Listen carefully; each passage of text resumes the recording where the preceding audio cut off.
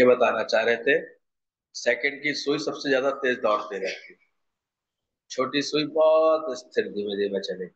घंटे वाली सुई देखा करो, पूरे दिन में भी जो है एक बार घूम जाए तो बड़ी बात। सेकंड वाली कितना तेज दौड़ती है।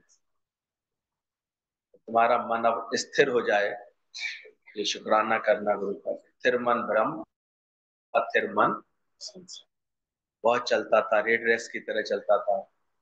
अभी यहाँ पल में कहीं, पल में कहीं। उस मन को गुरु ने धीरे धीरे कैसे देखो पिंगला कर दिया है, शांत कर दिया। जैसे चूहा ऐसे तो नहीं पकड़ सकते आप, इधर दौड़ता है उधर दौड़ता है। पर गुरु एक काम करता है, इसे पारा पिला देता है।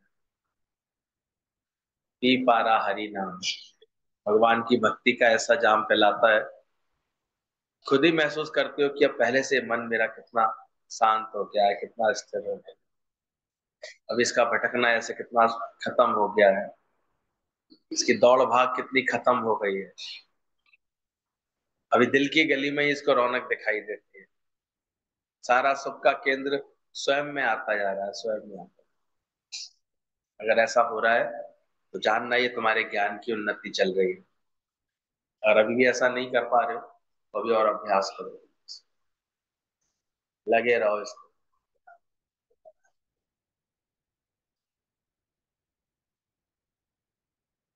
कुछ भी समझ लो, शून्य तो बस भी नथिंग, कुछ नहीं। कल भी कोई कथा सुना रहे थे, कविता सुना रहे थे, महाशून्य से, बड़े शून्य से, छोटा शून्य। शून्य तत्व दादा जिसको बोला बी नथिंग, उसमें टिकना। डू नथिंग बी नथिंग में ही तो आत्मज्ञान का सारा प्रभाव है। ये होते चले जाओ, खुद देखो क्या पहले से शांति आ रही है, मन स्थिर हुआ है। इसकी दौड़ रहा दिन रात सदा जग के सब कार्य व्यवहारों में। अभी सत्संग समझने से, ज्ञान समझने से ये थिर थाव हो जाता है, स्थिर हो जाता है। अब उसका जैसे घोड़े का सर्किल होता है ना, बहुत बड़ा वाला छोड़ करके वो छोटा वाला, जो कार्य होगा उसमें जाएगा फिर लौट आएगा। बाकी जिसको सत्संग की बहुत लगन लग जाती है तो सुबह शाम कहाँ दौड़ता है, सत्संग के घेरे में दौड़ता है। स्थिरता आ जाती है। मुझे कहते थे फिर कौलू के बैल का सर्किल, फिर जो है वो ये लट्टू का सर्कल छोटा और छोटा होता चला है, स्थिर हो जाता है, फिर अपने में ही धीरे धीरे केंद्रित होने लगता है। भीतर ऐसा खा तेरा सखा मन लगा के, तो मन की गति तुम्हारी ऐसे थमने लगे, रुकने लगे, यही ज्ञान की पहचान है। और याद रखना, कृष्ण तो गोपी भाव से ही मिलता है। देखते हैं जो ये लगन रखता है, प्रेम रखता है, भाव रखता है, तो फिर हम देखते गुरु को भी ऐसे प्रकट होने में फिर अच्छा लगता है, वहां पहुंच जाता है। कोई दिखावे के लिए थोड़ी गुरु कहीं जाता है, तो तुम्हारा कोई भाव उसको खींच के लेके आता है, प्यार खींच के लाया, भाव खींच के। इसलिए ठीक से मर्यादा निभाते रहना, हमेशा चलते रहना। लेटर है गीता भगवान का, अर्जुन के रथ को अश्वत्थामा ने तीर लगाया, रथ जल गया। तो भी श्री कृष्ण रथ पर बैठा था, इसलिए रथ का जलना दिखाई नहीं पड़ा। एक घटना घटी थी जब ये युद्ध चल रहा था, महाभारत का संग्राम चल रहा था। अश्वत्थामा ने लक्ष्य लगा करके एक तीर चलाया था, अग्निबाण छोड़ा था। कहते हैं वो इतना अकाट्य था, कोई उससे बच नहीं सकता। तो अर्जुन की तरफ जब चलाया था, लेकिन लोगों ने देखा, अरे अश्वत्थामा ने अग्निबाण चढ़ाया और कुछ बिगड़ा ही नहीं। अर्जुन का रथ तो बस एक दो फुट पीछे होकर के ही रह गया केवल। सबने बड़ी जय जयकार करी अर्जुन की, भी अर्जुन पर असर ही नहीं किया। अर्जुन भी इस गलतफहमी में आने लगा तो मैं इतना पराक्रमी हो गया, मैंने जो है अग्निबाण को जो है कोई असर ही नहीं आया मेरे ऊपर। कहते हैं भगवान बस मंद मंद मुस्कुरा रहे थे कृष्ण, क्योंकि वो सारी बात जानते थे। युद्ध समाप्त होता था तो पहले कृष्ण उतरते थे, फिर अर्जुन उतरता था। लेकिन उस दिन कृष्ण ने बोला, अर्जुन अब तुम उतर जाओ जल्दी से रथ से, युद्ध समाप्त हो गया, उसके बाद मैं उतरूंगा। तो कहता आप तो हमेशा पहले उतरते थे, आज ऐसा क्यों कह रहे हैं? बोले उतरो तो सही, बात तो मानो। अर्जुन तुरंत रथ से जब उतर के खड़ा हो गया, जैसे ही कृष्ण उतरे तो वो धू धू करके एकदम से राख की ढेरी बन गया। एकदम से वो, तब अर्जुन को एहसास हुआ ये जो कृष्ण बैठे थे इसके ऊपर, इस कारण से ये रथ चल रहा। नहीं तो तीर का प्रभाव तो ऐसा था कि उसी समय ये राख की ढेर बन। अचानक ही एक दिन कौन उतर आता है रथ से, और क्या कहलाने लगता है व्यक्ति? अर्थी। तो बाद में क्या आ जाती है राख की? एक ढेर आ जाती है। इसलिए मुर्दे को भी नमस्कार किया जाता है, कि किसकी वजह से, किसने धारण किया हुआ था। पर अभिमान के कारण मनुष्य समझता रहता है कि मैं कर रहा हूं, मेरे करने से कुछ हो रहा, कौन करा रहा है, कौन चला रहा है। ये रहस्य जब समझ में आने लगता है तो अपने आप ही सारा अहंकार अपना मिट जाता है। तो अश्वत्थामा ने तीर लगाया, रथ जल गया, तो श्री कृष्ण रथ पर बैठे हुए थे, इसलिए जलना दिखाई नहीं पड़ा। अर्जुन ने समझा कि मेरा बल है। यही गलतफहमी होती रहती है। बस ज्ञान के बाद यही बात ठीक से समझ में आ जाती है कि कौन चला, कौन हिला, कौन लेके जा रहा है। वरना क्या अज्ञान में यही करते रहते हैं, अपनी मैं करते रहते हैं। पर अपनी मैं होती तो दूसरे की भी मैं होती है, दूसरा लगता है वो भी कुछ कर रहा है, मैं कर रहा हूं तो वो भी कर रहा है। और फिर जहां स्वार्थ पूरा नहीं हुआ, वहां दोष देख लेते हैं, खराबी देख लेते हैं, बुराइयां देख लेते हैं। अब बताओ कोई बुरा है? मन तुम्हारा भला हो जाए तो कोई बुरा है भले मन के वास्ते? इसलिए धीरे धीरे गुरु इस मन का जो बहुत व्यर्थ में चलता था उसको शांत करा दे। फिक्स है खेल, मैं आई हूं समझाऊंगी, कुछ नहीं समझा पाओगे। उसे खेल सारा फिक्स है, बना पड़ा है सारा खेल। वो अपने आप ही अपनी भाव दशा में व्यक्ति कुछ सोचता है। ये तो हम देखते हैं इसके पास ज्ञान की समझ है, वो बड़ी स्थिरता से अपना कार्य करता रहता है, बड़े लगन से। वो need not to desire, only we deserve. वरना डिजायर तो इच्छा तो भटकाती रहती है। हमारे हर एक को देखते हैं, हर सर्विस करने वाला, अभी तो कम मिलते हैं, मुझे और ज्यादा मिलने चाहिए, मुझे ऐसे होने चाहिए, सब मन भटकाता रहता है। और कभी कभी तो ऐसी स्थिति बना देता है, आधी मिली ना पूरी पावे, आधी चोर पूरी को धावे। देखा नहीं कुत्ते को क्या हालत है? लपका अपनी आधी रोटी छोड़ करके, तो आधी मिली ना पूरी पावे, और उसको वो ऐसे संकट में पड़ जाता है, दिक्कत में पड़ जाता है। इसलिए जिसको भी अपनी आध्यात्मिक उन्नति करनी होती है तो अपने वक्त भाग्य प्रारब्ध में पहले वो संतुष्ट रहता है। पहले रची प्रारब्ध, इस विश्वास में रहता है परमात्मा ने प्रारब्ध इसकी पहले रची, पीछे रचा शरीर। इसलिए जो प्राप्त है उसको, वो इसके लिए पर्याप्त उसको महसूस होता है। अभी ऐसी स्थिति नहीं बनी होगी तो बार बार मन चलायमान होगा, अस्थिर होगा, उलझेगा, बार बार दोष लगाएगा, ये देते नहीं है, ऐसे करते नहीं है, ऐसे करता रहे। तो ध्यान रखना, जहां ये स्थिरता नहीं होगी तो ये मन बहुत चलायमान रहता है। बोले अर्जुन उतरा तो कृष्ण उतरा तो रथ चल गया, अर्जुन का भी अहंकार चूर चूर हो गया। मतलब जब तक इस शरीर रूपी और मन रूपी रथ के ऊपर गुरु की लगाम है, तब तक हम हर तरह के खतरे से बचे हुए हैं। इसका इतना अच्छा अर्थ जोड़ा है गीता भगवान ने कि जब तक गुरु रहता है इसके ऊपर तभी तक ये जो है ठीक चल रहा है। जब गुरु उतर जाता है, देखो ये आज गुरु है इसको, इसके दिल और दिमाग के ऊपर, तभी तक सारे भावों से ही चलता रहता है। वरना तो जब मैं भूली आपको तो फिर साजे, फिर ये सब संसार जो है सजे आता है पूरा, ये भासने लगता है अंदर से।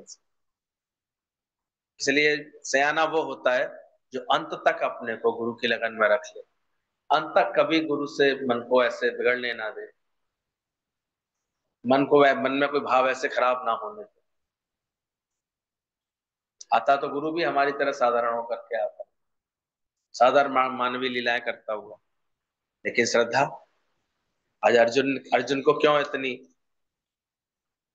कि वो इतनी श्रद्धा रख करके बैठा। तो श्रद्धावानम लभते ज्ञानम, पांचों भाइयों में से किसने सबसे अधिक लाभ प्राप्त किया कृष्ण का? क्योंकि उसकी श्रद्धा थी, इतना भाव था। तो हम भी गुरु के लिए कैसा भाव, मतलब जब तक शरीर और मन रूपी रथ के ऊपर गुरु की लगाम है तब तक हम हर तरह के खतरे से बचे हुए। लेकिन जो गुरु से भी बिल्कुल सामान्य जैसे दुनिया वालों से रिश्ता निभा रहे हैं, ऐसे रिश्ता समझते रहते हैं, तब तक फिर उनके अंदर भाव नहीं बनता। वो फिर ऐसे ही भय को प्राप्त होते रहते हैं, दुख को प्राप्त होते रहते हैं, ऊंच नीच को प्राप्त होते रहते हैं। और गुरु को मानुष जानते तो जन्म जन्म को स्वान बोला गया। इसलिए जब गुरु के लिए भाव हमारा ठीक रहता है, जब तक हम हर तरह के खतरे से बचे हुए हैं, गुरु को मन में से थोड़ा सा निकाला तो जल करके खाक हो जाएंगे। ये ध्यान रखना चाहिए साधक को। हमारी जीवन गुरु के प्रेम के आधार पर है। विश्वास ही कायम है, विश्वास गया तो जीवन बर्बाद। अंदर देखना, मैं तो हूं विश्वास में, जहां विश्वास गया तो फिर। इसलिए जो उच्च कोटि के साधक होते हैं ना, तो बस उनको मन हमेशा गुरु की हर बात में हाँ जी हाँ जी करता है। उन्हें कभी कोई शक नहीं आता, कभी कोई बात नहीं आती। गुरु कभी झिलकता भी है, अगर उनको कुछ कहता भी है तो उनको बड़ा मीठा सा लगता है, क्योंकि उनकी श्रद्धा अटोल होती है, उनकी भावना अटोल होती है। वरना गुरु उतर गया अगर से तो फिर क्या रह जाता है, शरीर रह जाएगा, और शरीर मिटने वाला है। आत्मा की अमरता की तो सारी बात ही खत्म हो जाती है, आत्म भाव अंदर से ऐसे लुप्त हो जाता है। चाहे वे सब सुख बार दूं तो भी गुरु के प्रेम की एक रत्ती का भी मुकाबला नहीं है। हमेशा उसको लगन रखना चाहिए ऐसा शिष्य को, कि गुरु मेरा राखा है, गुरु मेरा राखा है। गुरु के प्रेम की एक रत्ती भी उसका मुकाबला नहीं करती, कर सकती। जो भी कुछ हूँ गुरु की वजह से, गुरु की वजह से। सच में गुरु ना मिलते तो कहाँ होते, तो सोच के ही अंदर में ऐसे, अंदर से लगता है कि कहाँ होते। कोई सूरत थी, चपेटी वाले माहौल में जल के सड़के कुड़ के खत्म हो गए होते, वहीं बढ़ गए होते गुरु। ये गुरु का संकल्प है, गुरु का प्रेम है, जो नित्य नित्य सत्संगत में रखे। आपको लगता है, ये ऐसा लगने लगा है कि सत्संग आते तो ऐसे एहसान कर रहे हैं गुरु को? विचार करो, मन है कब क्या आई हो, ये धारणा बना ले, कब कौन सी बात ही कर ले अंदर से। भूलता है, बड़ी आराम से भूल जाता है। और जिसके मन में बहुत श्रद्धा और सही संस्कार होता है, सही ये बात समझ में होती है कि ये रथ चल किसकी वजह से रहा है, वो अंत तक कभी गुरु की ऐसे कृपा को भूलने नहीं देता है। वो कभी इस भ्रम में नहीं आता। नहीं तो ये इस मन की एक गति ये भी है कि हम भी बाबा तुम भी बाबा, पानी कौन भर रहा है। क्योंकि गुरु तो बड़ा सहज कह देता है, जो तू है सो मैं हूं, जो मैं हूं सो तू। मन बड़ी जल्दी इस भाव में आ जाता है। तो हमारा जीवन गुरु के प्रेम के आधार पर है, विश्वास ही कायम है। चाहे सुख बार दूं, सब सुख बार दूं, तो भी गुरु के प्रेम की एक रत्ती का मुकाबला नहीं।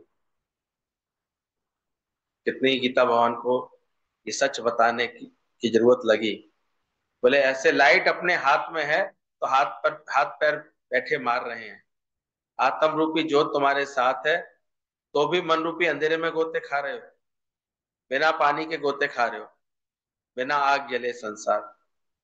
साधु वासवानी और कई अन्य संतों की इच्छा है कि मैं फिर आऊं, आकर भारत की सेवा करूं। सो वे करता है, वे समझते हैं कि हम करने वाले हैं। दादा ने ये साधु वासवानी का एक ये अंतिम संदेश बड़े जोर शोर से, बड़े उसमें पढ़ा जा रहा था उस समय। उस पहले की बात है, काफी जब उनका शरीर, काफी अच्छे संत थे, वो पढ़ा जा रहा था। उसमें ये बात लिखी हुई थी, मेरा संकल्प है मैं बार बार भारत देश में आऊं और यहाँ की सेवा करूं। बात तो बहुत अच्छी थी, देशभक्ति, भारत के लिए उनका भाव बड़ा अच्छा सबको लग रहा था, बड़ी तारीफ कर रहे थे उनकी। लेकिन दादा वान ने कहा ये मुक्त नहीं हुए, ये ऐसा संकल्प करके गए हैं, ये मुक्त नहीं। इनका मन ने ऐसा संकल्प कर लिया जाते जाते। अब कहाँ कौन कब चूक जाए इस बात से सोच, कब भटक जाता है। तो लब है हम करने वाले हैं सेवा, इसको ये लगता है कि वे करता है, वे समझते हैं कि हम करने वाले हैं सेवा, हमारे सिवाय दूसरा कोई ये सेवा नहीं कर सकता है। कैसे ये आसानी से ये गलतफहमी नहीं बन जाती। देखते हैं हर सत्संग करने वाले को गलतफहमी बन जाती है, सोचता है मेरे सेवा तो वे सत्संग कर ही नहीं पाए। फिर भगवान कई रूपों में उसके अहंकार को तोड़ता है। ध्यान रखना सर, कभी आपस को जो कछु ना कहा, सोई पंडित सजू ना। इसलिए हमेशा बचना चाहिए ऐसे अहंकारों से कि हमारे सिवाय दूसरा कोई ये सेवा नहीं कर सकता। अभी घर में ये अहंकार आता है कि मेरे बिना कौन करेगा, दूसरे दिन भगवान ऐसा लेटा लेगा कुछ करने लायक नहीं बचेगा। इसलिए हमेशा इस तरह के उसमें रहना चाहिए भाव में कि सबके मिलने से काम हो रहा है, सबके सहयोग से कार्य चल रहा है। मैं ना कर बावरे, खाली दोनों का। आज तक हमारे गुरु लोग ऐसा क्यों कहते हैं, आप तुम सब आ जाते हो तो हमारा सुमरन हो जाता है, तुम्हारा शुक्राना है, तुम सब सुमरन ही कराने आ जाते। इतना निमाड़ापन अंदर में रखना चाहिए। वरना तो ज्ञान अभी बता रहे थे, ऐसा खुश्क है कि अहंकार चढ़ा ही देता। पर बोला ब्रह्म ज्ञानी इसमें मुक्त होता है, वह कोई भी शुभ इच्छा भी नहीं रखता है, उसके अंदर कोई संसार की शुभ इच्छा भी नहीं रहती है। वह आने जाने से ऊपर है क्योंकि देह नहीं है, वह सभी रूपों में अपने को देख रहा है। विचित्र बल देखूं उज्ज्वल प्यारा। इसलिए सच्चे ब्रह्मज्ञानी को कभी भी कोई अहम नहीं आता, उसे लगता है सब रूपों में मैं ही तो कर रहा हूँ, कौन कर रहा है सोच। इसलिए उसका व्यवहार सबके साथ बड़ा ही नम्रता से और प्रेम वाला, और बड़ा सबका दिल, ऐसे सबसे दिल खुश है उसका, इसलिए सबका दिल खुश कर देता है। वो परेशान है ही नहीं किसी से, तकलीफ उसको लगती नहीं किसी से। बोले वह किसी भी शरीर में आना नहीं चाहेगा, भगवान किसी भी शरीर में आके काम ले, पर मैं करता नहीं। ऐसा अंदर में गुरु ऐसा ज्ञान पक्का करा देता है। गीतावान कहते थे, दादावान ऐसी परीक्षा ले लेते थे, ऐसी प्रैक्टिस करा देते थे। अभी कह रहे हैं जाना है तुम्हें, तैयारी करने लगते थे। अभी एक सेकंड में कह रहे हैं नहीं जाना है तुम्हें, तो अटैची खोल के रख देते थे। तो दूसरे दिन कहते थे नहीं तुम्हें जाना पड़ेगा, तैयारी शुरू कर देते थे। फिर अचानक ही जाते थे, कहते थे अच्छा ठीक है तुम यहीं रुक जाओ। आप कोई ज्ञान का अभ्यास करना चाहे तभी तो ऐसा मन बना, आज ऐसा मन बनाया, दादा के ज्ञान को कितनी ऊंचाइयों पे ले। 2 मिनट भिड़भिड़ाने लगते हैं, तो देखते हैं एक आके ऐसी चीचड़ जिद कर रही थी, नहीं नहीं नहीं हम पहले भी नहीं गए, हमें जरूर ले जाना, नहीं है। और खुद का भरोसा नहीं, अब 2 दिन पे मने आ गई। मतलब किसी बेकार की जिद है नहीं, ये गुरु की कोई मर्यादा थोड़ी है, समझ थोड़ी है। अपनी मर्जी है तो जाना है। अपने पे कोई अगर माया का बंधन आ गया तो अब नहीं जाना। तो तुम जाने लायक हो गुरु के पास, औकात है तुम्हारी जाने लायक। विचार किया करो बस। अभी कोई बात आया 1 सेकंड में तुम्हारा तो मन बदल गया। अब गुरु पागल है बेचारा, वो पहले लिस्ट बना रहा है, फिर लिस्ट में नाम लिख रहा है, फिर लिस्ट में नाम काट रहा है। क्या हरकतें करते हैं तुम लोग वास्तव में भी। इस ज्ञान के कोई समझने लायक है मन अभी भी? समझ सकता है, जान सकेगा? इतनी अंदर की स्थिरता है तुम्हारे अंदर कि जाना है तो जाना है, फिर कुछ माया नहीं होती। और नहीं जाना है तो कोई बात नहीं। पर अंदर देखो कितनी चंचलता, कितनी अंदर की अज्ञानता। और उसके बाद भी उम्मीद करते हैं गुरु हमें बहुत अच्छे समझे। गुरु ही समझता है। इसलिए ध्यान रखना इस बात को। हमारे सिवाय भगवान किसी के शरीर में आकर के काम ले, और मैं करता नहीं। कोई पूछता है कि है ही गुरु की कृपा, अपनी कृपा तो है ही नहीं। हम पर केवल गुरु की कृपा हुई है, हमने तो अपने ऊपर कृपा की ही नहीं। ये सुंदर मति होती है अच्छे जिज्ञासु। उसे कभी नहीं लगता है कि हम कोई अपनी कृपा, ये गुरु की ही कृपा। गुरु ना मिलते तो क्या करते, गुरु ना जगाते तो क्या होता। सारी कृपा यहाँ पर है ही गुरु की। ना ये गीत ना गला था तेरे मिलन से। दुनिया में 3 तरह के लोग कहे गए हैं। एक तो पैदा होते ही थोड़े से मुक्त प्रकृति के होते हैं, थोड़ा इतना इतना पिछले जन्म का ऐसा पुरुषार्थ होता है उनका, ऐसा कुछ होता है कि वो बड़े ऐसे, उनकी प्रकृति ही ऐसी है। दूसरे वो बोले गए हैं जो पुरुषार्थ करके हासिल करते हैं। और तीसरे वो बोले गए हैं जिन पर गुरु आकर के ये ज्ञान थोपता है। तो गीतावान कहना चाह रहे हैं, बोले कि हमको तो हमेशा ये लगता है कि हम तो किसी लायक नहीं थे, गुरु ने आकर के ये ज्ञान हमारे ऊपर जबरदस्ती थोपा है। जबरदस्ती बुला बुला करके उनके पास जाकर उनके ना चाहने पर, इच्छा ना होते हुए भी, गालियां देते हुए भी गुरु न छोड़ता नहीं है हमें। क्योंकि जो गुरु को गुरु नहीं छोड़ता है, क्योंकि वे लेने लेनदार है। लेना तो जी करके देना। लास्ट वाले लोग ही योग नष्ट बोले जाते हैं, जिन पर गुरु कृपा आके करता है। तो हमेशा इतना निमाड़ापन रहे, कौन से लगे हैं, कौन से वाले हैं। ये गुरु की कृपा ना होती तो कहाँ ये ज्ञान की साधना होती। होंगे भले ही तीनों ही मुक्त, गुरु किस पर कृपा करे किस पर ना करे। जो अपने ऊपर कृपा करता है उस पर गुरु की कृपा पहुंचती है। इसलिए 3 कृपाएं बोली गई हैं। पहली कृपा ईश्वर कृपा, क्या मिल गया? मनुष्य चोला मिल गया।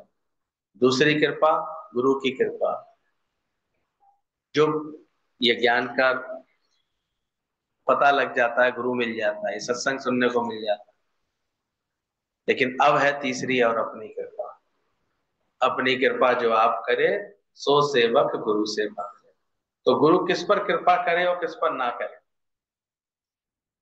हमारा मन तो गुरु पर भी ऐसे दोष लगा देता है, ये ऐसे उस पर कृपा कर रहा है, उस पर कृपा नहीं कर रहा। कल बताया अच्छी बात थी, गुरु ने तो दी कृपा करके उसको। किसी ने बता दिया था गुरु के पास पारस पत्थर है, तुम ले आओ, तुम्हारे पास जितना भी लोहा है तुम उससे पत्थर बना लेना, उसको सोना बना लेना। गया भी, गुरु ने भी कृपा की, दे दिया उसको पारस पत्थर। और उसके पास एक लोहे का ड्रम था, उसने उसमें डाल दिया। कहता बना ही नहीं, सोना बना ही नहीं। गुरु ने सही पत्थर नहीं दिया, गुरु ने खराब पत्थर दे दिया। गुरु को भी लेकर के आया, गुरु ने कहा "भाई, क्या बात है देखा है"। अरे गुरु जी आपने सही वाला नहीं दिया, मेरा तो बना नहीं। आपने सही वाला नहीं दिया। तो गुरु ने आके देखा, बोले तूने कहाँ डाला पत्थर को बता। बोले इस वाले ड्रम में डाला।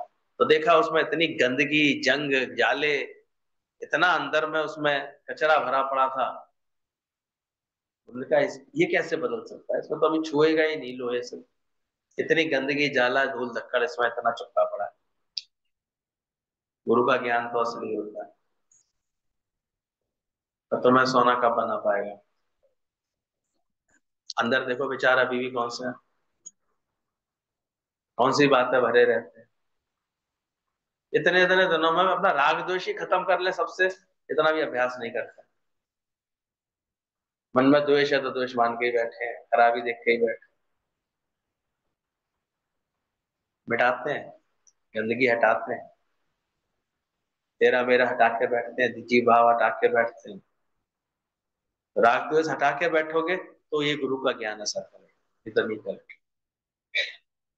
एक पतली सी, गुरु के पास वो किसी ने कहा था गुरु के पास है पारस पत्थर, तो उसको लालच में आ गया था गुरु के पास, मौका लगा करके मैं गुरु का पारस पत्थर ले जाऊंगा। तो एक दिन मौका भी मिला उससे, गुरु गए हुए थे बाहर, उसी की जिम्मेदारी पे छोड़ गए थे कुटिया में। उसने कहा बोले आज मौका है, आज मैं तलाश लेता हूँ। सब जगह तलाशता रहा, कहीं पत्थर मिल जाए, पत्थर मिल जाए, पत्थर। पूरी कुटिया उसने छान मारी, उसे कहीं नहीं मिला। जब गुरुजी लौट कर आए, कहता गुरुजी अब मैं चल रहा हूँ। बोले क्यों, क्या हुआ, तू तो यहाँ रहने आया था। बोले नहीं, गुरुजी समझ गए, कुटिया की हालत देख के समझ गए, अच्छी खासी से तलाशी ली। गुरुजी ने कहा तलाशी ले ली ठीक से, तूने ढूंढा नहीं पारस पत्थर। तो समझ गया गुरु, पकड़ ली मेरी बात। बोले कहाँ गुरुजी, है तो है नहीं आपके पास, ऐसे ही बस आपने बात बना रखी है, कह रखा है बस, ऐसे है तो है। गुरुजी ने कहा जा, वो लोहे की डुब्बी रखी है वो लेकर आ। बताओ उस डुब्बी में कैसे हो सकता है, उस डुब्बी में वो पत्थर जो रखा हुआ, बटिया सी रखी है, वो पारस पत्थर होता तो डुबिया नहीं सोने की हो जाती, मुझे बेवकूफ समझा हुआ है। उन्होंने कहा बस यही तो तेरे को समझाना है। अब लेकर आए तो एक पतली सी परत उसके ऊपर चढ़ी हुई थी। गुरु ने जब वो परत हटाई डुबिया की और फिर छुआया तो वो डुब्बी सोने की बनी। ये सब कथाएं हैं। पारस पत्थर इसको मिला हो तो अच्छी बात है, लेकिन पारस है क्या, वो गुरु के वचन। कोई जीव भाव हटा करके, अपना देह ध्यास भुला करके जब उन वचनों से छू जाता है, उन वचनों को अपना लेता है, उसका जीवन सोने जैसा बन जाता है, उसके भाव इतने बेशकीमती हो जाते हैं। वरना तो देखो, इंगली सिंगली हेरा फेरी बातें दुख, यही बनाए बैठे रहते हैं जगत। तेरा मेरा करते ही टेढ़े मेढ़े पड़े रहते हैं। अरे आत्म ज्ञान में ना सीधे हो जाओ, जान लो तू कैसे आत्म स्वरूप है तुम्हारा। ये सब छूटने वाला है, तुम्हारा सब हटने वाला है। तो देख रहे हैं, ये तीसरी कृपा जो करते हैं अपने ऊपर, गुरु किस पर कृपा करे और किस पर ना करे। अपने अंतःकरण को देखो, गुरु पर तो दोष लगाना बड़ा आसान होता है, बड़ी जल्दी। अपने मन को बदलेंगे नहीं, अपने भावों को बदलेंगे नहीं, अपने अंदर की गंदगी को हटाने की कोशिश नहीं करेंगे, बस सत्संग कोई बोल देंगे, गुरु कोई कुछ बोल देंगे ऐसे। जैसे लोमड़ी को जब अंगूर नहीं मिले तो क्या लगने लगे उसे, खट्टे हैं। जबकि इसी ज्ञान से कितने लोगों ने अपना जीवन इतना अच्छा बना, हम हटाने को तैयार है, अपनी ममता को तपस्या करने को तैयार है, भाव बदलने को तैयार है। कि हमने कहीं चौथा वाला तो वो नहीं आदेश पारित कर दिया कि जब तक नई नहीं बनेगी पुरानी चर्च को नहीं तोड़ेंगे। जब पुरानी चर्च टूटेगी नहीं, पुराने स्वभाव संस्कार, तुम्हारी बातें, हमारी आदतें जब तक नहीं टूटेंगी, तब तक नई नई चर्च बन जाएगी। बनानी उसी जगह पर पुरानी तोड़ेंगे भी। तो जीवन अच्छा भी बनाना है, वो पुराने आदतें छोड़ेंगे भी। पुराना चिंतन जो जब जाएंगे गुरु के संग वैसे ही चिंतन करेंगे, छोड़ेंगे, कर सकते हैं। गुरु कहता सबको प्यार करके दिखाओ, नहीं कर पाते। सबको अच्छा देख कर दिखाओ, 2 मिनट में चेहरे बनते हैं, हम तो देखते लोग, उन्हें बुरा लगने लगता है, बात खराब लगने लगती है, तो कैसे आनंद आएगा। जगत तो त्रिगुणमयी माया भगवान ने ही रखी इस जगत में, और जो जल्दी समझ लेता है इन बातों को, वो हर जगह प्रेम करके अपना सबका दिल जीत के आता, खुशी करके आता। तो ध्यान रखना कि तीनों ही मुख विश्वास वाले पर गुरु की कृपा हुई पड़ी है, इसको इतना विश्वास है। नहीं तो 10 साल के बाद भी विश्वास यदि पूरा नहीं होगा तो यहाँ से भाग जाएंगे। विश्वासी का बेड़ा जग से तरता है, ध्यान रखना। और जब ये अहंकार आ जाता है ना, ध्यान रखना, अहंकार जहां आ जाएगा वहां तो फिर गुरु भी हार जाता है। गुरु का ज्ञान किस पर असर नहीं करता। इसलिए बोला गया है, अहंकार विकार भरे मन को निज नाम की माला जप। तो ये बात समझ के उठेगा आज कि अपने अहंकार विकार वाले मन को बार बार गुरु के प्रेम की माला जपा जपा करके मुझे ये अहंकार हटाना, मुझे इन विकारों में सावधानी लानी, तब ये बात समझ में आती। गुरु की कृपा भी अहंकारी के आगे काम नहीं करती। इतनी गुरु कृपा कर रहा है, पर हम कोई ना कोई अहंकार अगर बनाए हुए, मैं अच्छी, मैंने माड़ी, मैं बहुत सरल, मैं बहुत ऐसे स्वभाव की, मैं तो है, तो ये कृपा फिर गुरु की मिलती नहीं है। ध्यान रखना, गुरु की कृपा भी किसके ऊपर नहीं काम करती। इसलिए अंत तक क्या लगे, नानक गरीब ढह परो स्वामी के द्वारे, औ कछ नहीं। कि जो भी कृपा है मेरे ऊपर किसकी है, मेरे गुरु की है। ये गुरु की कृपा है मेरे ऊपर। अभी तो हमें हैरानी होती है कि एक आदत सी पड़ गई है, भाई जाना है। अब वो बेचारा नीलम वाला इतना अच्छा है, वो जगह खोल के दे देता है हमको होटल। कमरों में इतनी क्या बैठी थी, 40 लोग हो जाते हैं, मिल के रह लेते हैं। लेकिन अभी मैं देखता हूँ जाने वालों के अंदर जो जाने का प्रोग्राम तो जाना रखते हैं, क्या उन्हें वास्तव में गुरु का संग करने का शौक है अंदर से? क्या उन्हें अपने ज्ञान की उन्नति करने का शौक है? तब तो जाओ, नहीं तो बेटा कोई फायदा नहीं। कोरे पे तो नहीं जा रहे, कोरे पे लौटाओ सारा बात बेकार हो जाएगी। क्या करो है? खुद अपने अंदर देखो, गुरु क्या टेस्ट करे। वो तो अगर अंदर में नहीं होगा, गुरु में श्रद्धा विश्वास नहीं होगा, तो आप पे उसका फर्क नहीं पड़ेगा। आपका जाना आना, हमें तो लगता है उनका विचारों का 3-4 हजार रुपए खर्च भी हो जाते हैं, सब बेकार हो जाएगा। इसलिए सावधान कर रहा हूं मैं, पहले देख चुका हूं ना, पढ़ा हूं। हाँ, लगन वाले बहुत पाके आते हैं, श्रद्धा वाले बहुत अपना अंदर में भाव अच्छा करके, मन अच्छा करके आते हैं। क्या तुम्हें पता है गुरु सम दाता नहीं कोई?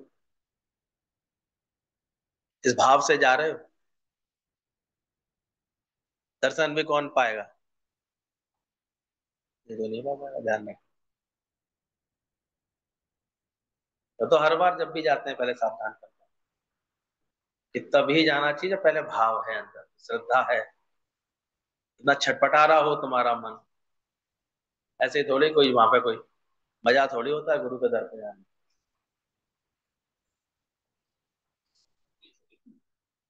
भाई उम्र के हिसाब से भी देख के जाना पड़ता है, तो तबीयत के हिसाब से भी देख के जाना पड़ता है, सब बात है। ऐसी लगन है, ऐसा कोई भाव है, कोई हृदय में कोई गीत सजा उनके प्रेम का, कोई लगन की कोई बात ऐसी आई, आए तो अच्छा लगे। कितने तो यही कह के सोच रहे थे, भैया मैं आपके साथ जा रहे हैं, मेरे संग नहीं जा रहे, तुम गुरु के पास जा रहे हो। पहले अपनी बुद्धि तो सही करो। गुरु के द्वारे तेरा जाना ही बहुत है, बोल के ना बोल पछताने। इतनी कदर जब गुरु की करोगे ना, जितनी कदर तुम्हारे अंदर होगी, ध्यान रखना, भाड़ा भाव तो अमृत चखे, नहीं तो रीते लौटोगे। जब भी जाओ तो कुछ ऐसे अंदर से विचार करके जाना चाहिए, ऐसा ही नहीं। तो पूरा भाव एक तार जोड़ करके जाना चाहिए, अंदर से मन जोड़ करके जाना चाहिए। हम भी जानते हैं, अब दर्शन भी बड़ा मुश्किल से मिलता है, ये तो ये गुरु कृपा कर देते हैं, हम तब जा करके उनके दर्शन कर पाते हैं। ये वो जो ओपन समागम कर देते हैं जब कभी, तब जा करके उसमें मिल पाते, वरना कहाँ मिलते। कैसे मिलते? नाम मिलते तुम अगर सदगुरु, न जाने हम कहाँ, हमें बेआसरा जानकर सताने गम चले। और हम देखें जिनके मन अभी भी इतनी माया से बंधे हुए, कारण तो कभी भी आ जाएगा। सबके तो पक गए होंगे रिश्तेदार, कोई भी कभी टपक जाएगा, नहीं हो जाएगा। बड़ी जा रहे थे, तैयारी थी, अब क्या करें भैया, फलाना टपक गया, फलाना बीमार पड़ गया, फलाना आईसीयू में पहुंच गया, शरीर पे ये बात आ गई, ये हालत आ गई। अब इतना कच्चा होता आजकल तो गुरु के पास जाने का भाव, एक सेकंड में चट्टपट, पैसा इतना पैसा, टिकट वेस्ट भी हो रही, इसका भी दर्द थोड़ी होता आजकल। कोई बात नहीं, क्योंकि माया इतनी जरूरी है। वो रिश्तेदार में अम्मा जो बीमार पड़ के बिस्तर पहुंच गई है, वो जो है हॉस्पिटल, तो उनको देखना जरूरी है। गुरु तो मिलते रहेंगे, गुरु तो हर साल मिल जाएगा। हम तो देख रहे हैं, लोगों के भाव देख रहा हूँ। इसीलिए तो कल्याण नहीं होता। मैं देख रहा हूँ ये पारस पत्थर काम क्यों नहीं कर रहा साला। जो काम करना चाहिए, जिसका काम ही यही है कि लोहा चूहे और सोना बना दे। ज्ञान में तो इतनी ताकत है, पर उन जालों का क्या करूं, सालों का क्या करूं, क्या करूं, उस गंदगी का क्या करूं जो भरी पड़ी है, जो बुद्धि ठीक होने ही नहीं देती कभी। और अहंकार ऐसा कि मैं तो सही हूं, मैं तो बहुत अच्छा, कहाँ भक्ति करने देते। इसलिए अंदर से समझना है इस बात को, गुरु की कृपा भी अहंकारी के आगे काम नहीं करती है भाई मेरे, नहीं करती। कैसे? भगवान पहले देवताओं की जीत करा देते हैं, फिर दैत्यों की हार करवा देते हैं, फिर देवताओं की परीक्षा भी लेते हैं। क्या रखा था भगवान ने देवताओं के आगे? यक्ष ने, यक्ष के रूप में आकर के एक तिनका रख दिया था उनको, ये बताने के लिए। जब वो अहंकार करने लगे ना, देखो हम जीत गए, हम जीत गए, बोले अच्छा जरा इस तिनके को जला के दिखाना। अग्निदेव बोले मैं तो कुछ भी जला सकता हूँ, नहीं जला पाए। पवन देव बोले मैं तो अभी उड़ा सकता हूँ, नहीं उड़ा पाए। जल देवता उसे डुबो नहीं पाए। उसका इंद्र का, इंद्र वो भी वज्र प्रहार भी कुछ नहीं कर पाया, उस तनके का कुछ नहीं बिगाड़ पाया। तब उन्हें अकल आई, अरे ये कुछ चक्कर और है। तो तब उन्हें हाथ जोड़े यक्ष के। तब भगवान ने कहा तुम किसका अहंकार करने लगते, कौन चला रहा है तुम, ध्यान रखना। कृपा करता है गुरु, जब कभी अपनी शरण में बुलाता है तो बहुत बड़ी कृपा करता है। हम तो कब से इस कृपा को ऐसे महसूस करते हैं, और शुक्र है मन शरीर ये ऐसे हमेशा इसी भाव में रहे तो ये पहुंच तो जाता है। चलिए ध्यान रखना है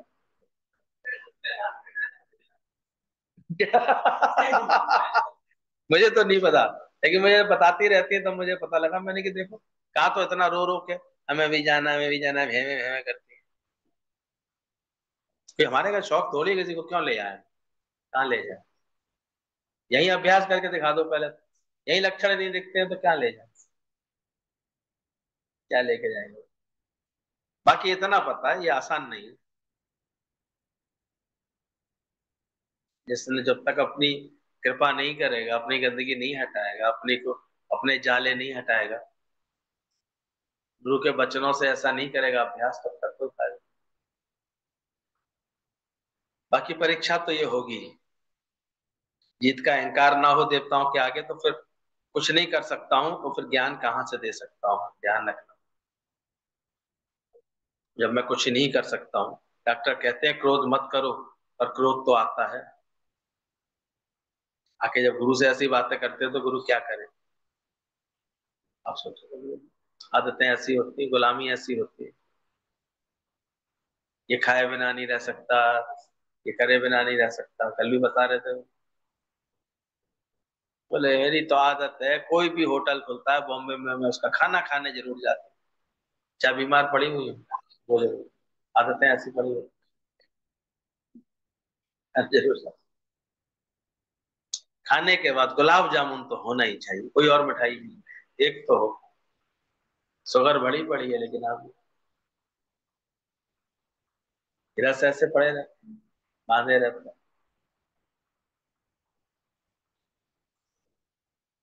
दुनिया के गुरु भी कहते हैं कि बेकार छोड़ो, पर बेकार छोड़ने के है ही नहीं। जब तक तुम देह हो तो बेकार नहीं जाएंगे। इसलिए गुरु के साथ बैठ करके ये देह विकार सहित इस देह को ही भुलाओ, और ये अभ्यास पक्का करो कि मैं निरुकारी आत्मा हूं। गुरु भी जानता है ये एक एक करके बेकार नहीं छूटेंगे, पर देह अध्यास चला जाएगा तो सब कुछ एक साथ, कूड़े में ही पूरे को आग लगा बस। ना मैं तनी रहा, ना मैं मनी रहा। मुझ में विकार नहीं है, तभी विकारों से पिंड छूटेगा, जब अपने को निर्विकारी आत्मा जानो। नहीं छूटते। सन्यासी हठयोगी सब बीमार हैं, क्योंकि इच्छाएं दबाई हुई है। अगर आत्मा नहीं जानी है तो सब बीमार पड़ेगा। या हमारे पास सन्यास नहीं है, नहीं जबरदस्ती कुछ रोकना है, पर आत्मा समझने से इंद्रियां रुक जाती है। ऐसा तुम्हारा खुद का अनुभव बने। ध्यान रख। ऐसा आत्म भाव समझ में आ जाए, ऐसा ज्ञान का भाव समझ में आ जाए, तो किसको कह के पत्थर मारूं, कौन पर आया। शीश महल में हर एक चेहरा अपना न, सब मैं ही तो हूँ, सब मैं ही। ऐसा लगे अंदर से।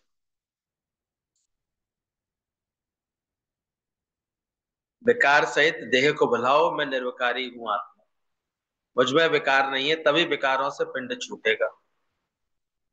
वो भी किसके लिए ये आज्ञा?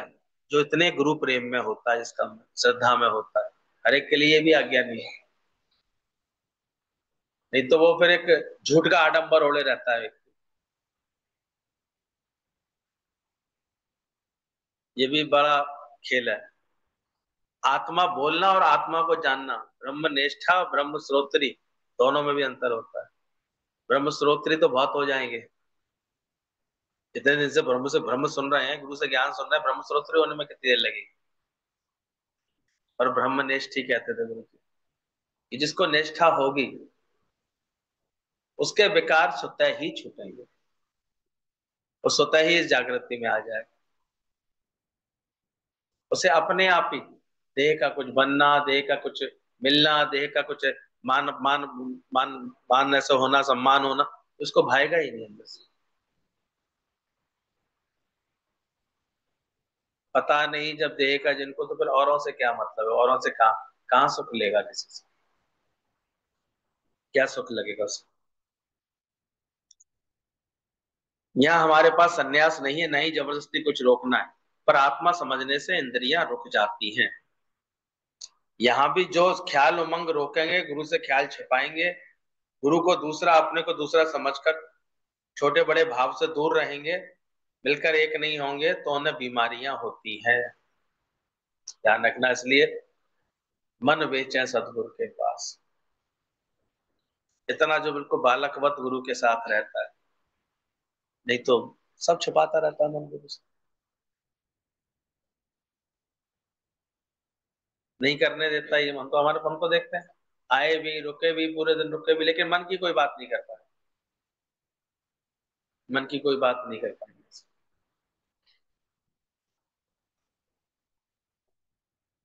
या हमारे पास संन्यास इसलिए बोला, यहाँ भी जो ख्याल उमंग रोकेंगे, गुरु से ख्याल छुपाएंगे। अरे दाई से अपना पेट छुपाओगे तो फिर इलाज कैसे होगा। गुरु को दूसरा अपने को दूसरा समझकर छोटे बड़े के भाव से दूर रहेंगे। अक्सर ये भाव भी दूर करा देता है गुरु से। तो मिलकर एक नहीं होंगे, तो उन्हें बीमारियां होती हैं। आज भी यदि अपने ऊपर कृपा करें तो अभी ही बदल जाएं। गुरु तो उदार चित्त होकर पहले ही दिन सच बताता है कि जो तू है सो मैं हूं। फिर कोई आज निश्चय करता है, कोई 100 बरस के बाद निश्चय करता है। अब ये उसका पुरुषार्थ है कि वो कब समझे, अपने को दासी पुत्र समझता रहे या अपने को सूर्य पुत्र जाने। है तो सूर्य पुत्र, और क्या समझता रहता है तो आत्म स्वरूप। और इतना बकरियों का संग कर लिया तो सारे समय से क्या होता है। बस, तो ना शेर का बच्चा बकरियों के झुंड में फंस गया, अपना चीने भरम में भूले। जैसे सिंह अजासंग डोले।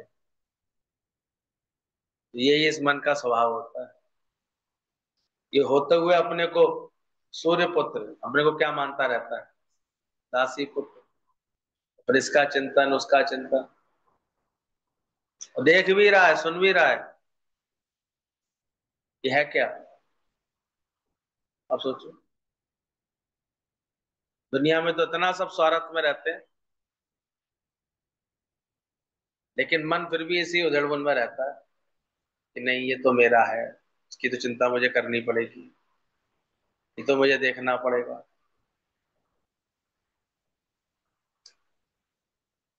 तो देखना यह उसका पुरुषार्थ है, वो अपने को दासी पुत्र समझ रहा है या सूर्य पुत्र। दासी पुत्र समझने से हिम्मत नहीं आएगी, शरीर समझने से कमजोरी खरीद करेंगे। पर अभी भी यही समझो कि मैं सूर्य पुत्र हूँ, भगवान हूँ, तो शक्ति आ जाएगी, छिपी हुई शक्ति प्रकट हो जाएगी।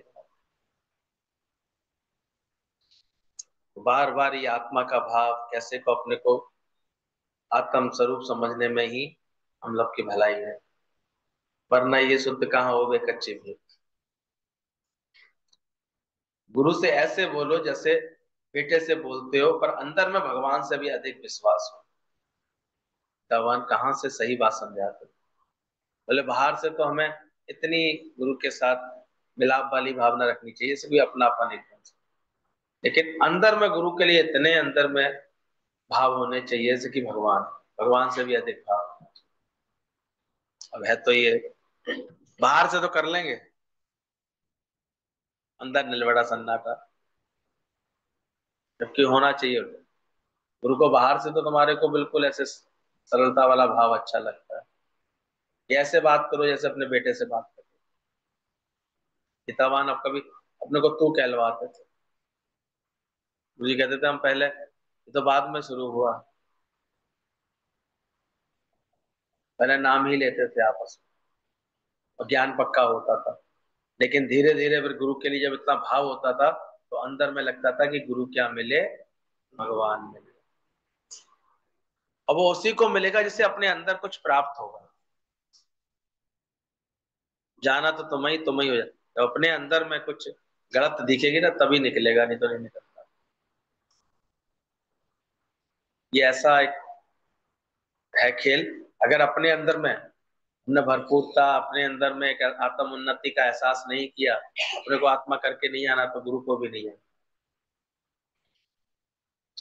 इसीलिए बोला गया है कि गुरु जो बढ़ाई हमें देता है वह गुरु पर नहीं आजमाओ।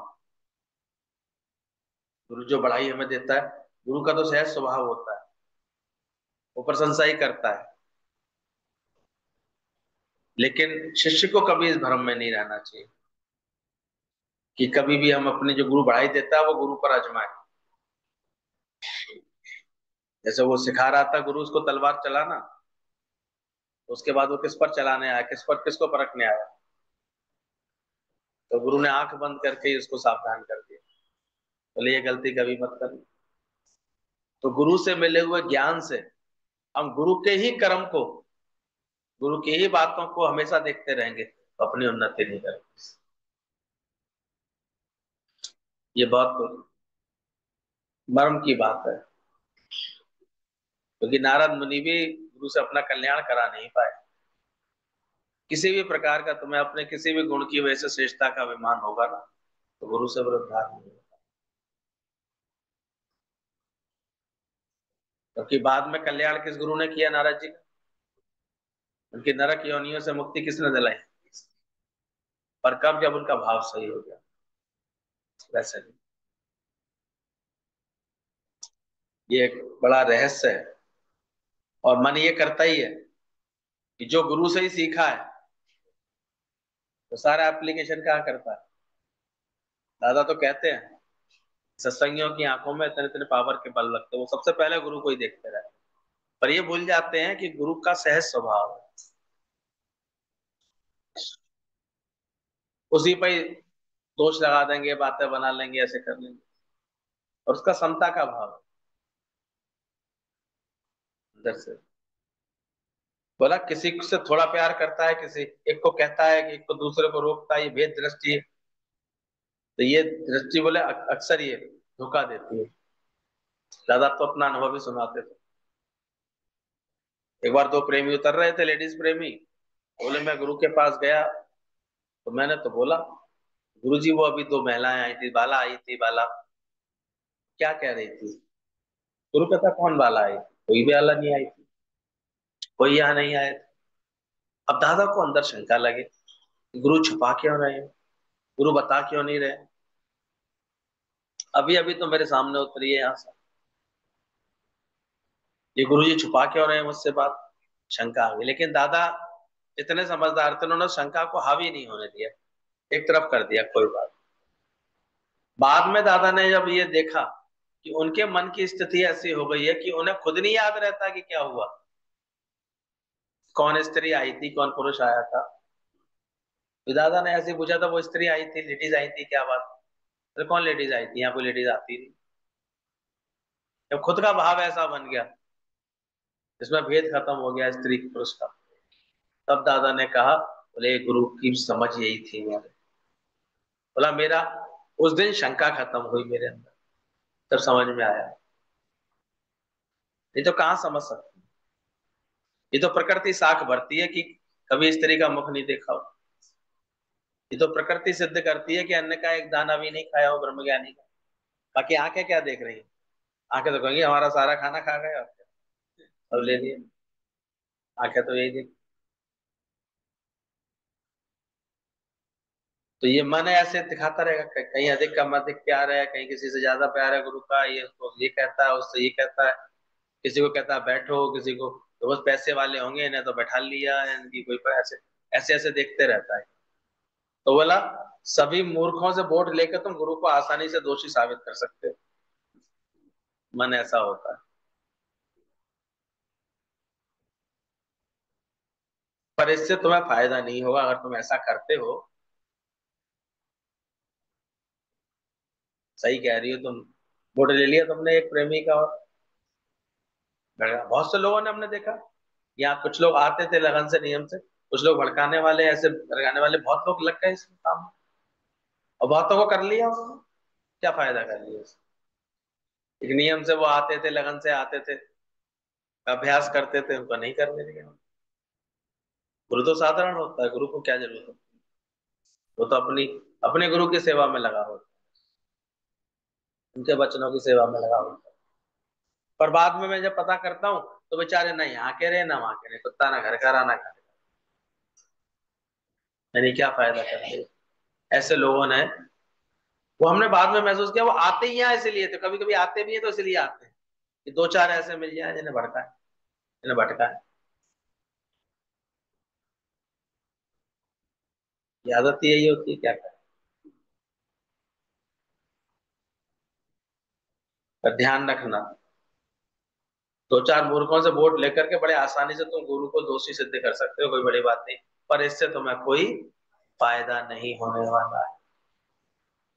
तुम समय समय पर अपनी आजमाइश दो खुद की, ना कि गुरु की लो। गुरु की लोगे आजमाइश तो तुम्हारा बेटा बेड़ा गर्क हो जाएगा, डूब जाएगा। क्योंकि ब्रह्मज्ञानी गुरु बाहर से तो कुछ बना ही नहीं होता है, वो सहज अपने भक्त भाग्य प्रारब्ध में संतुष्ट रह रहा होता है। इसलिए सही बात तो यही है, गुरु तुम्हारी परीक्षा ले, कोई बात नहीं है, पर तुम लेने चलोगे तो धूल मुंह में खाओ,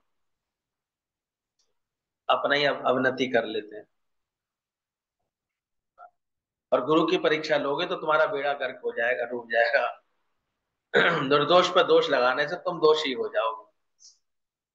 कुछ गीता भगवान ने बहुत समझ करके ये लेटर लिखा हो, कोई बात देखी होगी।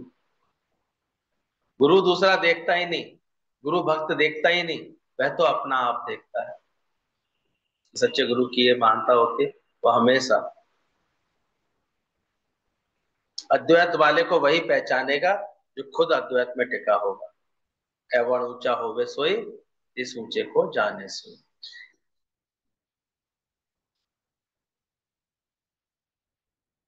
एक खुद आकर के गुरु को पकड़ते हैं, चिपकते हैं, दूसरे के पीछे गुरु पड़ता है। और देखने में ऐसा आएगा जैसे गुरु पार्शलिटी करते। गुरु के पास तो अलग अलग स्वभाव संस्कार क्या, आप क्या। अब दिखने में आएगा, अरे तो रोज तो आता नहीं है, कभी आया, लेकिन उसके दिल के अंदर का प्यार ऐसा है, भाव ऐसा है, वो एक बार मिल करके ही अपने लिए सारी कृपाएं ले आएगा अपने भाव से। उसका अंदर का अंदर का भाव ऐसा होगा। इसलिए गुरु जो हमारी परिस्थिति समझता है ना, और को समझता है। इसलिए समझदारी यही है कि अपनी कोई बात करें तो केवल गुरु से करें, दाएं बाएं नहीं फालतू करें। वहां से तुम भ्रमित हो जाओगे, तुम्हें कुछ ना कुछ भ्रम पड़ जाएगा तुम्हारे। इसलिए गुरु को मन बेचे सदगुरु के पास। इससे भले उसमें समय लगे, समय मिलने में समय लगे, वैसे बात करने में तुम्हें समय, पर लेकिन बात बनेगी तुम्हारी गुरु से ही और किसी से। गुरु मेरा राखा है,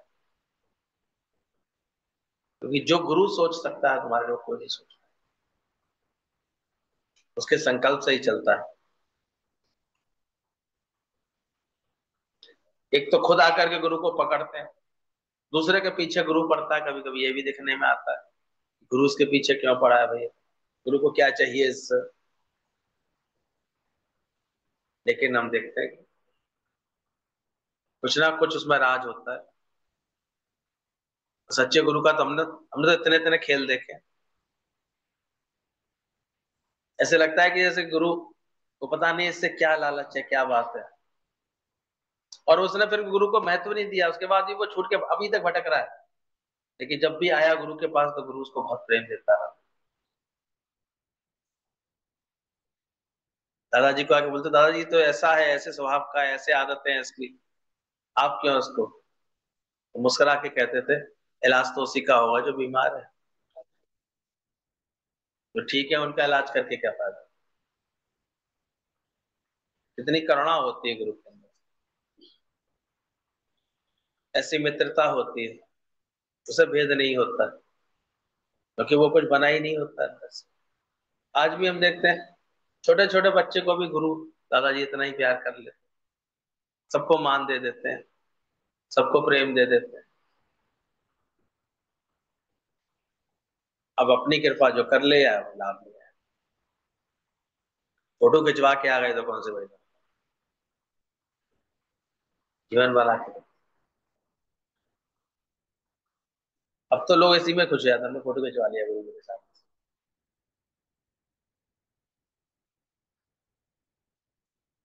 पर खुश होना अंदर से जब ज्ञान पक्का रखे। कोई नहीं भी चाहता है तो भी पीछे पड़ता है गुरु, हम चाहते हैं तो भी पीछे नहीं पड़ता। इसलिए त्याग कौन सा करना है, जब एक सुई भी अपनी नहीं है तो छोड़े क्या, पकड़े क्या। ये ज्ञान कैच कर सकते हैं पर सिखा नहीं सकते। गुरु भी कितनी सही बात बताई है, ज्ञान is to be caught not to be taught. ये ब्रह्म ज्ञान तुम सोचो किसी को सिखा सकोगे, नहीं सिखा, पर कोई श्रद्धा भक्ति रख करके कैच कर ले, कोई कैच कर सकता। ये सिखाने का नहीं है। कुछ लोग सोचते हैं हम सिखाएं, चलो सिखाएं, सिखाने की चीज ही नहीं। श्रद्धावानम लभते ज्ञान, अश्रद्धालु नाश। तो गुरु के पास तुम कैसी भाव से आए हो, कैसी समझ से आए हो, कितनी श्रद्धा से आए हो, वो तुम्हारा लाभ बना रही।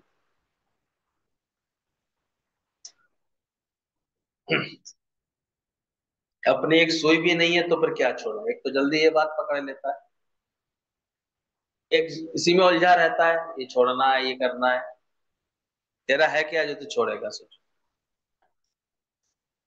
शुक्रध्वज नहीं समझ पाए ना गुरु की बात, उनकी पत्नी ने जल्दी समझ करके अपने आचरण में आनंद भर लिया, पर वो सब त्याग करने के बाद भी नहीं समझ में आ रहा था। फिर भी कहने लगे, मेरी सलाह से मेरे कपड़े किसने हटाए। तो ध्यान रखना, ज्ञान कैच कर सकते हो पर सिखा नहीं सकते हैं। कोई भी गुरु के मुख से ये ज्ञान कैच कर सकता है। गुरु मुख नाम जपे एक बार। इसलिए गुरु के द्वारे तेरा आना ही बहुत है, बोल के ना बोल पछताना ही बहुत। गाय में दूध है पर बछड़ा बनोगे तो दूध दूध दोहे पर गाय को ताकत नहीं है। ऐसा बछड़ा बन करके तुम दूध दोह के ले आ सकते हो, पर गाय को ताकत नहीं है।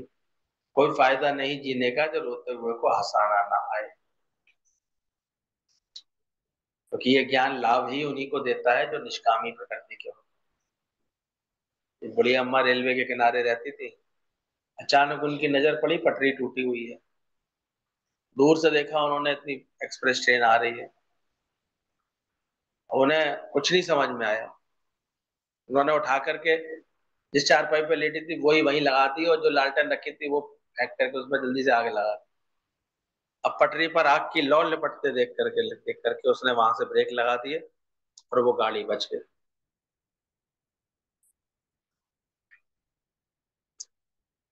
जिसके अंदर निष्कामता होती है उससे कर्म सहज में हो जाता है।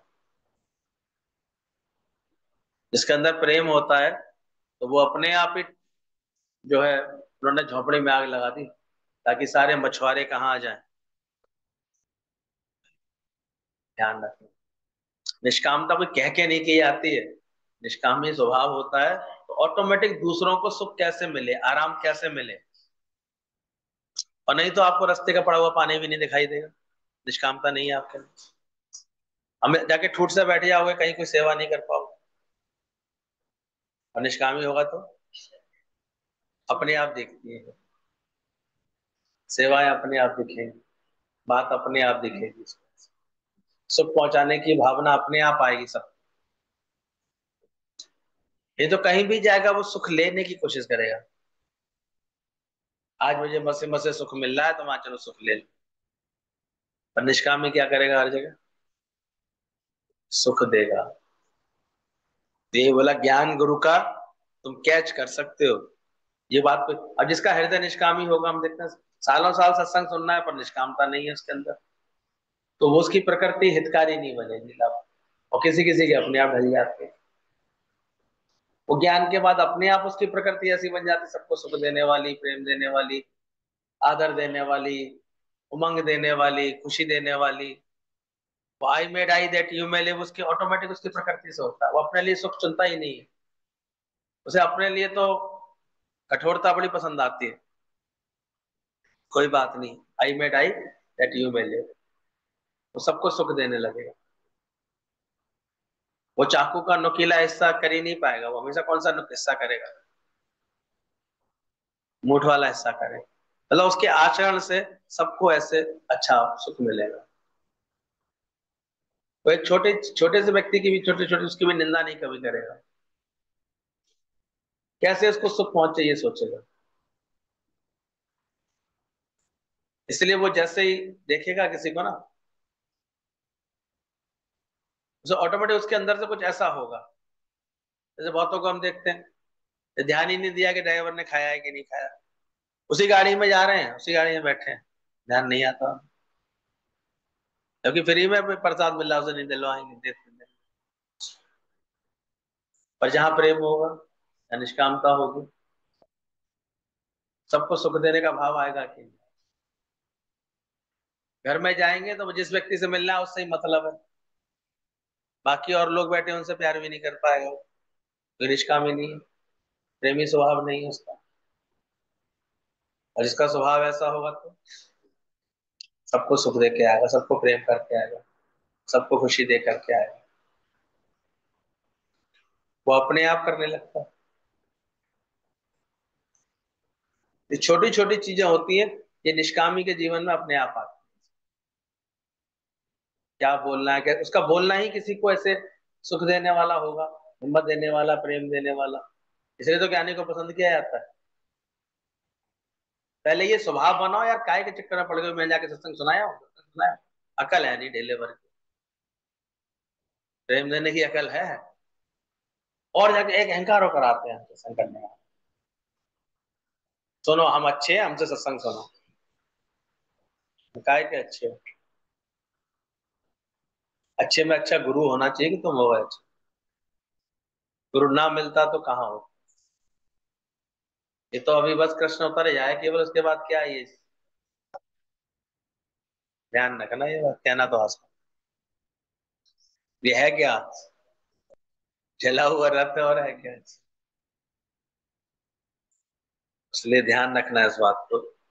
गुरु के मुख से ज्ञान कैच करना सिखाने की चीज नहीं है। गाय में दूध है, बछड़ा बन करके पी सकोगे, और कोई तरीका नहीं है। तुम इतना दिल खुश रखो कि दूसरों को भी खुश करके आओ। कोई फायदा नहीं जो तुमने रोते हुए को हंसाया नहीं। जिससे मिलो वह तुम्हारा हंसमुख चेहरा देख करके शीतल हो जाए। इतने भरपूरता में इतने खुश रहना सीखो, इतना रहना चाहिए। ये लुटा पिटा सा बैगन सा लिए चले यार। कैसे जीना सीख रहा है, सीखा है कि नहीं? तुम इतने खुश होकर के जियो, दिल खुश रखो कि दूसरा भी तुमको देख करके खुश हो जाए। गुलाब के फूल कौन बांट पाएगा?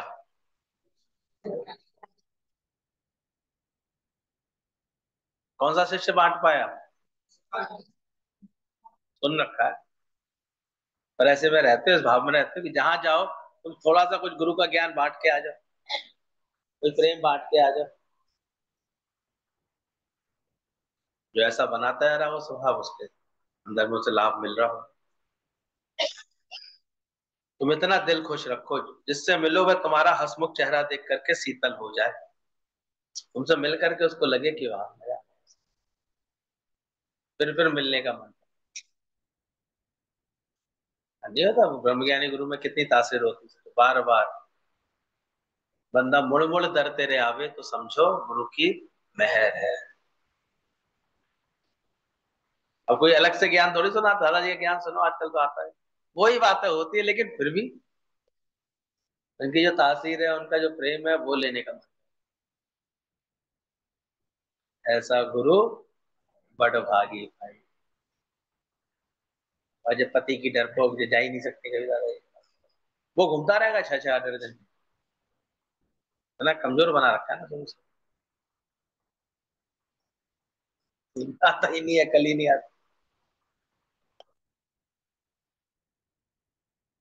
तुम दुगना भाग्यशाली है, ध्यान रखना।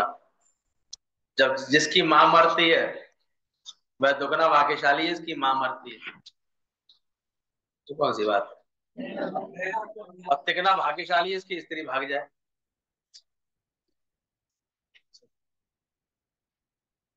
है?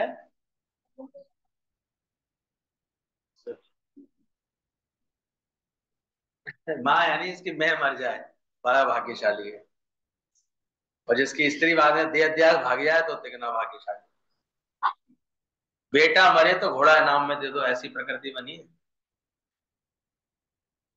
ज्ञानवान था, उसको आकर किसी ने कहा, अरे बड़े दुख की बात हुई, अभी अचानक तुम्हारा जो पुत्र था उसका शरीर शांत हो, खेल रहा था, उसे सांप ने काट लिया, उसका शरीर वहां शांत। तो 2 मिनट आंखें मूंदी, बोला रुको, ये घोड़ा है ना, घोड़ा तुम ले जाओ। बोला घोड़ा क्यों दे रहे हो? बोले घोड़ा बेटे के लिए तो पाला था, जब वो ही नहीं रहा उसको क्या करूं, मैं इससे भी मुक्ति पाना चाहता हूँ। तो ज्ञानवान ऐसी सोच के होते हैं। माँ मरे तो भाग्यशाली, बीवी मरे, बीवी भाग जाए तो उसका मन कहीं और लग जाए, भागेगी तो कब?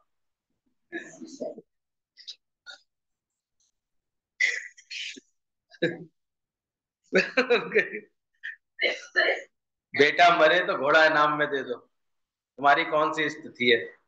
पति बेटा मिले तो खुशी होती है, कहते हो बहुत अच्छा, पर मरते समय नहीं कहोगे बहुत अच्छा। तुम सब बेईमान हो, ये बोला नहीं था। कुछ मिल जाता तो अच्छा, तो छुड़ाए भगवान, तब अच्छा कहो। बोलो, सुना है कभी गीता भगवान का ज्ञान?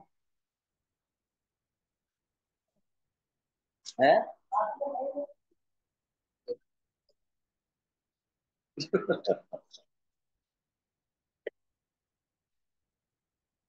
ऐसे वचनों से गुरु ने हम लोगों की ये समझ दी है, इसको बस बनाए रखना, छोटे ना ये समझ। गुरु वचनों को रखना, एक एक वचनों में गहरा। सच में हमने देखा इतनी ईमानदारी से, छोटी बच्ची उसकी गई है, ज्यादा बड़ी उम्र में, पूरी ईमानदारी से भगवान जिसकी अमानत, पति चला जाए, मानक भगवान तेरे आगे, सेवा पूरी हुई, ऐसा कह सको उस समय ईमानदारी से। अभी तुम्हारा ज्ञान तुम जानो, तुम क्या कहोगे, कैसे कह सकते हो। दुखी हो गए बैठ करके, आए मेरे से, बड़े में होश हो गया, मैं शकल कैसे दिखाऊं।